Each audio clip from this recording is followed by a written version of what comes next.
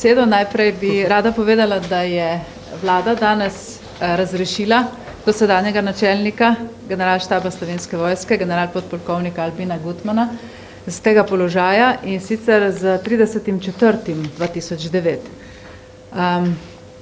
Na njegovo mesto je imenovala generalmajorja magistra Alojza Štajnerja in sicer s 1.5.2009. V zvezi s tem bi rada pojasnila, kaj so bili glavni kriteriji pri izbiri novega načelnika generalštaba in pa rada bi tudi pojasnila, kakšna bo prihodnja usoda dosedanjega načelnika, torej generala Gutmana. General Gutman ostaja z nami na Ministrstvu za obrambo in sicer na vojaškem delovnem mestu. V Direktoratu za obrambno politiko bo sodeloval z nami na projektih, ki zadevajo nekatere strateške projekte z področja obrambne politike v prihodnje in na tem delovnem mestu bo ostal do svoje upokojitve, ki bo verjetno prišla nekje v prihodnjem letu. Glede kriterijev za izbor novega načelnika generalštaba sem pa pri svojem predlogu upoštevala več kriterijev in sicer. Najprej, tako kot veste, velja za vojaško hierarhijo, da mora to biti človek, ki ima ustrezen vojaški čin, torej biti mora general. V primeru magistra Alojza Štajnerja gre za generalmajorja. To pomeni, da ima za sabo vrsto let delovnih izkušenj na različnih poveljniških delovnih mestih v vojaški hierarhiji. Med druge naslednje pogoje štejem nujnost sodelovanja pri osamosvojitvi Slovenije. Torej, pri tem bodočem načelniku je pomembno to, da je bil med glavnimi organizatorji manevrske strukture narodne zaščite leta 1990 in da je bil med najbolj aktivnimi udeleženci osamosvojitvene vojne leta 1991. Zatem ima 30 let, torej ne samo zatem, ampak od leta 1979 dalje, ima za sabo 30 let vojaške kariere. Glede izobrazbe, kar je bil tudi eden od zelo pomembnih pogojev pri izboru načelnika, moram povedati, da gre za univerzitetnega diplomiranega obramboslovca, ki je na podiplomskem študiju na Industrial College of Armed Forces na National Defense University v Združenih državah Amerike leta 2005 magistriral, torej ima tudi magisterij znanosti. Končal je najvišje slovenske vojaške šole, kar pomeni vse do generalštabnega programa v okviru poveljniško-štabne šole Slovenske vojske. Ključen ali najpomembnejši razlog za predlog, ki sem ga pripravila, pa je povezan z prihodnostjo Slovenske vojske in sicer, kot večina vas že dobro ve, smo na Ministrstvu za obrambo od januarja dalje izvajali strateški pregled obrambnega resorja, v okviru katerega smo prišli do pomembnih ugotovitev glede dosedanjega razvoja Slovenske vojske, pripravljamo pa ukrepe, ki zadevajo spremembo obsega in strukture Slovenske vojske v prihodnje. Za ta namen potrebujemo novo ekipo ljudi, ki se bo spopadla z zelo težkimi, zelo zahtevnimi, zelo vojaško profesionalnimi, v nekaterih primerih tudi najbrž neprijetnimi nalogami v prihodnosti. Torej, potrebni bodo kar ostri posegi v sedanjo strukturo, na kar nas napotuje tudi dejstvo, da se finančni viri za delovanje obrambnega sektorja zelo zmanjšujejo. Ker je bil kolega magister Štajner vodja vojaškega dela strateškega pregleda obrambnega resorja in je v teh mesecih opravil izjemno natančno in analitično vlogo, sem presodila, da bo v prihodnje lahko opravil nalogo implementacije ali uresničevanja ukrepov, ki izhajajo iz tega strateškega pregleda obrambnega resorja. Moram tudi povedati, da sem ob tem seznanila vlado, da bo na generalštabu prišlo do nove ekipe. In sicer seznanila sem moje kolege in kolegice, da bom v prihodnjih dnevih na mesto namestnika načelnika generalštaba imenovala drugega profesionalca Slovenske vojske in sicer brigadirja magistra Branimirja Furlana. S tem želim povedati oziroma sporočiti, kakšen tip profesionalcev bomo v prihodnje postavljali oziroma poskušali postaviti njihove kariere na generalštabu oziroma sploh v celoti Slovenske vojske. Hvala lepa. Denis. Ja. Denis Arkič Vest, gospa ministrica, lep pozdrav. V teh večernih urah pa vendarle me zanima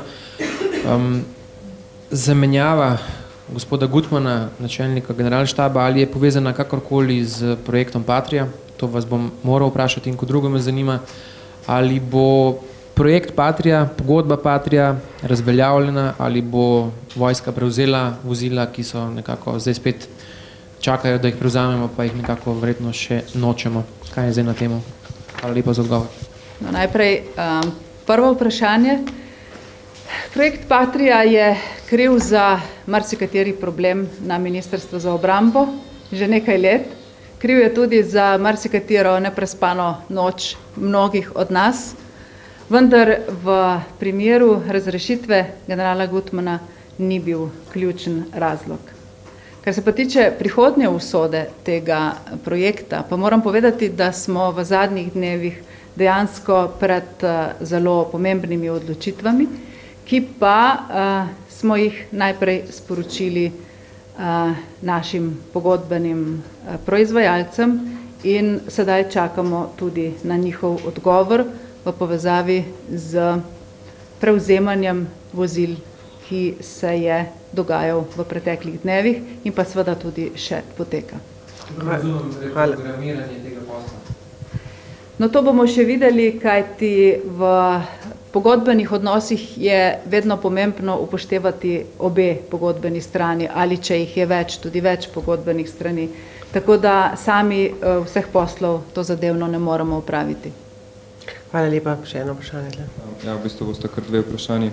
Kot prvo me zanima, če je gospod Štajner primeren, zato vemo, da se iz leta 2000 veliče njegova zgodba s kazenskimi vadami, leto in pol se je izplačeval potne stroške, nadomestilo za ločene življenje, čeprav je imel celo službenega voznika, bil kazensko ovaden, zadeva pa zastarala, ker je bil poslan na šolanje v Ameriko. Se vam to ne zdi madež, ki bi v bistvu lahko okrnil že vnaprej bodočega načelnika, pa drugo vprašanje pa pol. No, jaz sem iz javnih virov do podrobnosti proučila primere, ki jih omenjate. Rada bi povedala, da si v Slovenski vojski oziroma na Ministrstvu za obrambo nihče sam ničesar ne izplačuje.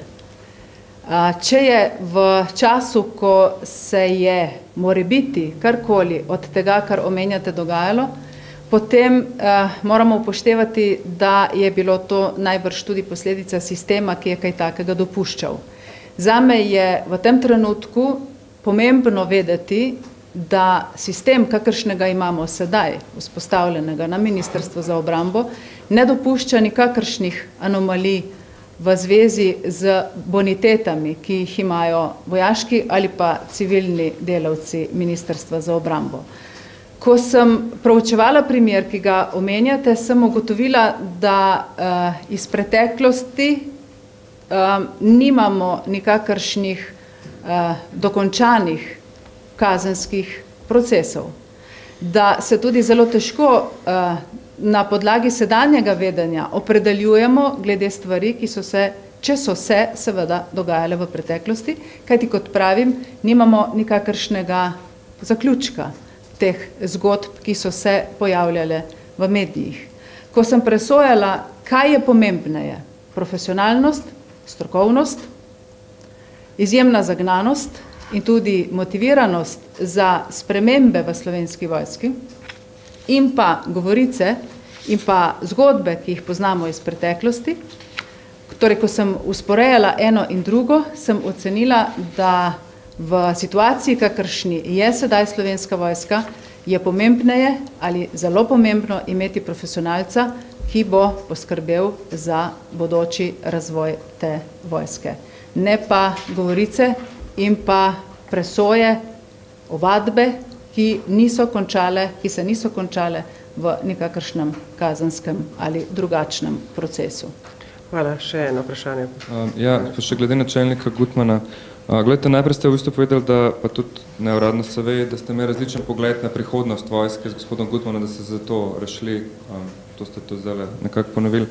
Ampak ni v tem primeru smešno nekako, da ga date pol na direktorat za načrtovanje obrambne politike? No, to... Čiskanje službe, do upokojitve... Torej, kar ste rekli v prvem delu vprašanja, ne drži. Če neuradno kdorkoli, karkoli misli, je to njegov problem. Jaz sem ocenila, da v trenutku, ko je treba začeti z ukrepi, ki se bojo izvajali več let na Ministrstvu za obrambo, zlasti pa v Slovenski vojski, potrebujemo novo ekipo ljudi, ki bo lahko te ukrepe izvajala dalj časa. In v tem procesu sva v dogovoru z generalom Gutmanom ugotovila, da je bolje, če sodeluje z nami na ravni proučevanja obrambne politike, kot pa, da bi bil sam še naprej izpostavljen pri izvajanju ukrepov, ki bodo sledili. Hvala lepa, ministrica, za odgovore na vprašanje.